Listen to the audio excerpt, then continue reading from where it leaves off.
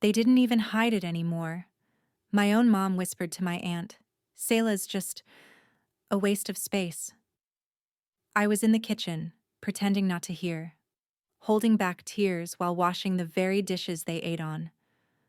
Last week, my dad told a room full of relatives. She's 26, still jobless, living off us like a parasite. They didn't know I'd been building something powerful in silence, and I was one click away from flipping their world upside down. If this hit you emotionally, hit that subscribe, share this story, and stay till the end. The twist will leave you speechless. Every family dinner felt like a courtroom, and I was always the accused. My younger brother Jake, who barely passed college, got praised for bringing in $400 a week from a retail job. I, on the other hand, was the disappointment. Despite working 14 hours a day on a tech idea they'd never even bothered to ask about, they thought I was playing around with useless gadgets in the garage, when in reality, I was finalizing the prototype for a device that could change the way people manage energy in their homes. I was deep into negotiations with investors, but I said nothing. Why? Because I wanted them to feel everything when the moment came. It wasn't just words that hurt. My mom once told my cousin Lisa, "We might have to sell the house if Selah keeps leeching off us." That house, the one they now feared losing, would soon carry my name on the mortgage. But still, I smiled, nodded, and washed their laundry. My silence was misinterpreted as weakness. Perfect. Let them think I was invisible. Let them believe I was nothing. Because when they saw what I was about to do, they'd realize I wasn't the burden. I was the foundation. And then, it happened. One Sunday, as the family gathered again and the humiliation started like clockwork, I received the email. The investors said yes, $2.5 million in funding. My idea wasn't just real now. It was powerful enough to change our entire lives. But instead of jumping in excitement, I stayed quiet. Because I wanted them to speak first. And when they did, it was brutal. "Selah, you need to grow up. No one's going to hand you a life," my father said, shaking his head in front of everyone.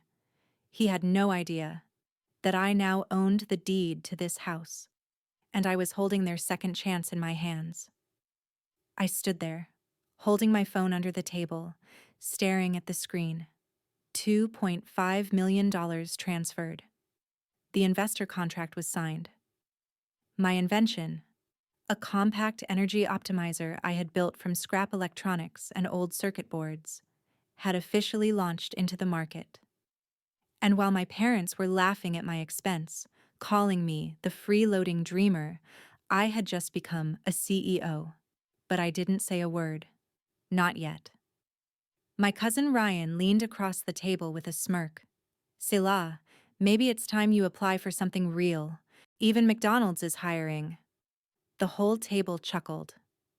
My stomach twisted, but not from shame, from anticipation. These people had no idea they were dining with the very person who now had more equity than everyone in that room combined. I locked eyes with Jake.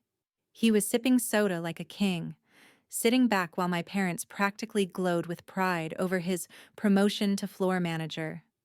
My mom looked right at me and said, "See how Jake is making something of himself?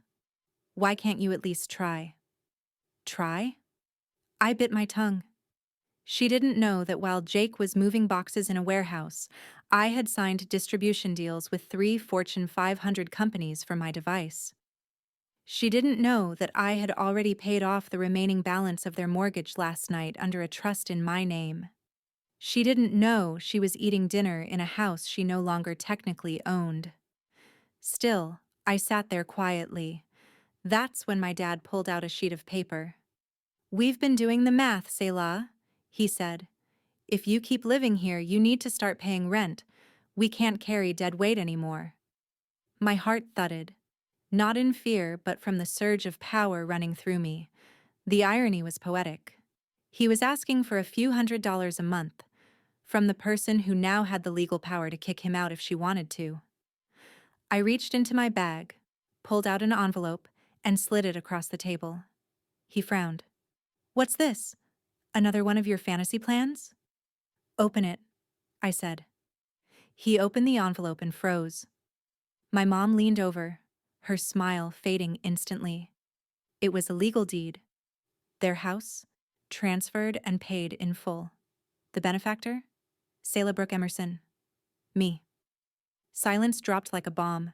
Jake choked on his drink. Ryan's smirk vanished. My aunt gasped. My dad's hand shook as he reread the paper. "You bought the house?" he whispered. I nodded slowly. "And I didn't do it with a job at McDonald's." The silence didn't last long. "That's not possible," my cousin Lisa blurted out. "You're not even employed." I leaned back in my chair, calm now. Number, I own something. Something big. But I didn't explain yet. Let the panic build. Because what came next would break everything they believed about me. My father stood up so fast his chair screeched back, nearly tipping over. "What kind of joke is this?" he barked, waving the house deed in the air like it was fake. "You expect us to believe you bought this house?" I didn't flinch. "That's not a copy, Dad. It's notarized. Confirm it with the county office. It's all real." My mother snatched the document from his hands and scanned it with wide, trembling eyes. Jake looked pale. "Wait, how did you—" I finally stood up, my voice steady. "You want to know what I've been doing all these years in the garage? While you all laughed at me, dismissed me, whispered behind my back?" I pulled out my tablet, tapped the screen, and turned it around. On it was a full-page feature from a major tech magazine, "The Woman Who Reinvented Home Energy. Meet Selah Emerson, founder of VoltCore." Their mouths hung open. The headline glowed like revenge. Below it, pictures of my prototype, my recent award for innovation, and a screenshot of the $2.5 million Series A investment. "I built this from scratch," I said. "In this very house, on that old table you wanted to throw out." My voice tightened with emotion, but I didn't let it crack. I launched VoltCore to help households save energy. It's now partnered with 3 major utility companies. It goes on shelves next month. Pre-orders have already crossed $4 million. No one said a word. For once, the room that used to erupt in insults every time I spoke was silent. My aunt blinked fast. But you've always been in here, just tinkering with wires." "Exactly. And none of you ever asked. You just assumed I was wasting my life because I wasn't earning your kind of money." I looked at Jake. "You mocked me for not having a paycheck. Now you're mocking someone who just signed a $1 million licensing deal. I never needed a paycheck.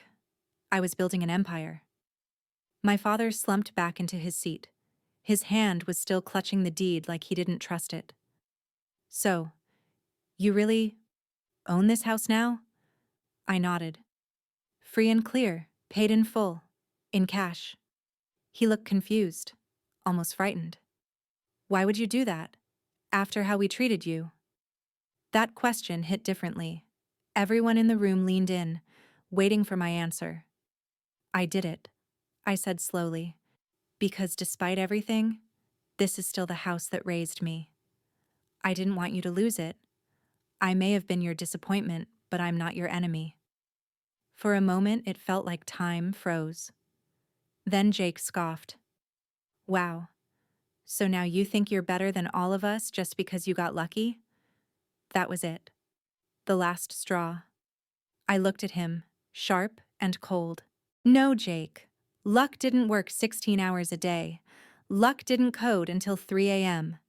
Luck didn't rebuild a broken circuit board with borrowed tools and zero support.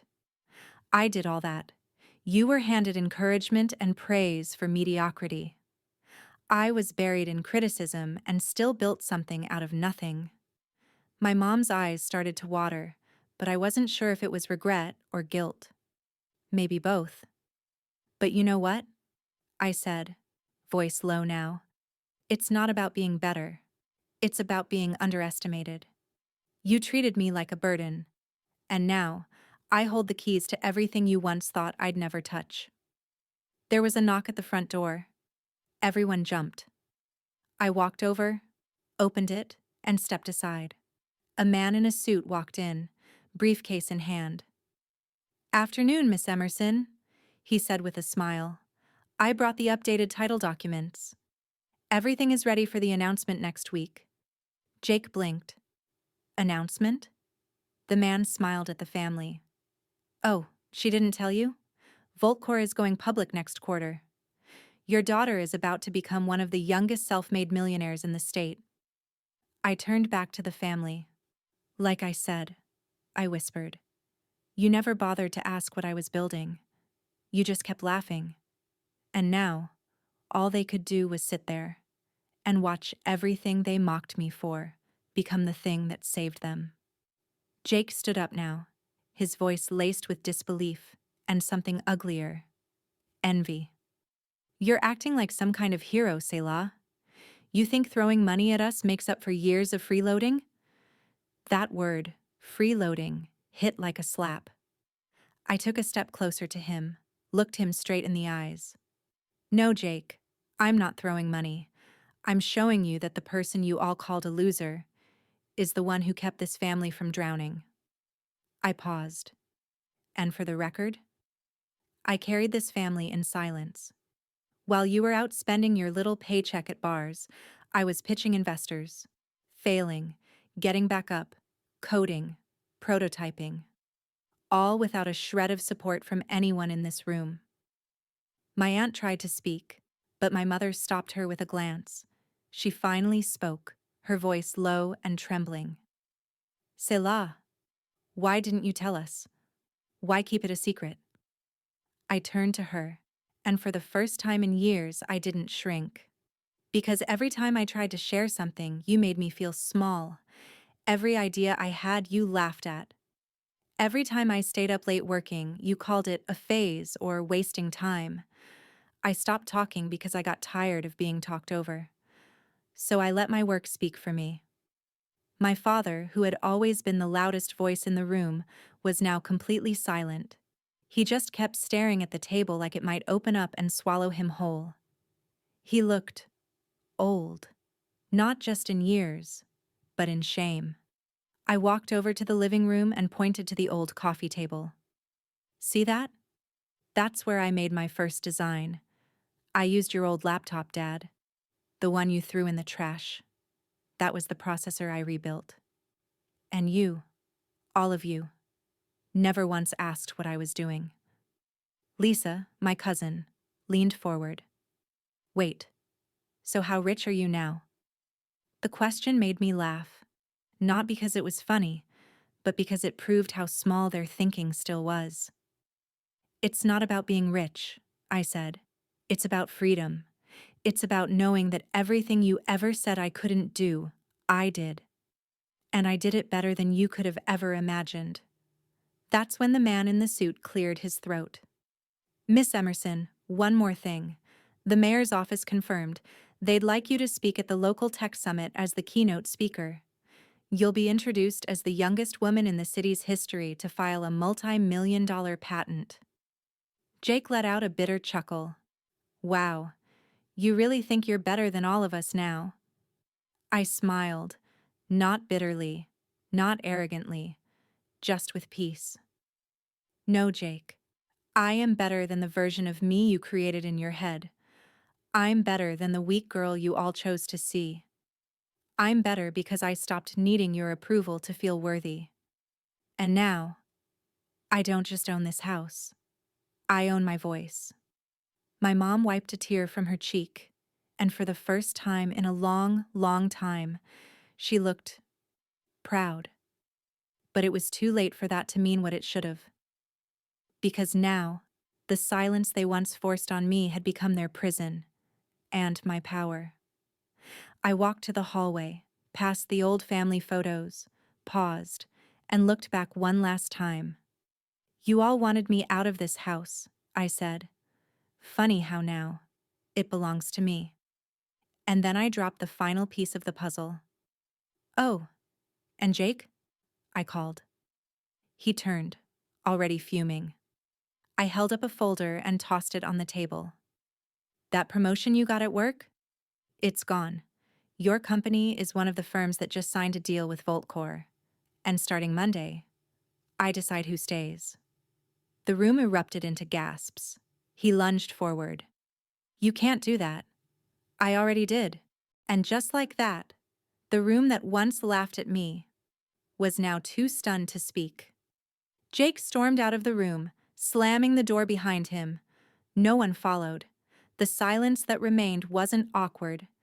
It was heavy. The kind of silence that came when the truth finally had weight. My father looked up, his voice barely above a whisper. "I don't know what to say." "You don't have to," I said. "I didn't build all this for your applause. I built it because I had to survive without your support." My mom reached for my hand, tears welling in her eyes. "Selah, we were wrong. We didn't see you." I nodded. "You didn't. But now, the world does." I turned to the man in the suit, gave him a subtle nod. "Send the press release." He stepped out to make the call. The story would be everywhere by morning. Before I walked out, I paused at the doorway. I'm not here to rub it in. I'm here because despite everything, I still cared enough to save this family from collapse. But don't ever mistake my kindness for weakness again. With that, I stepped outside. The sky a little brighter, the air a little freer. They called me a burden. But in the end, I was the blueprint.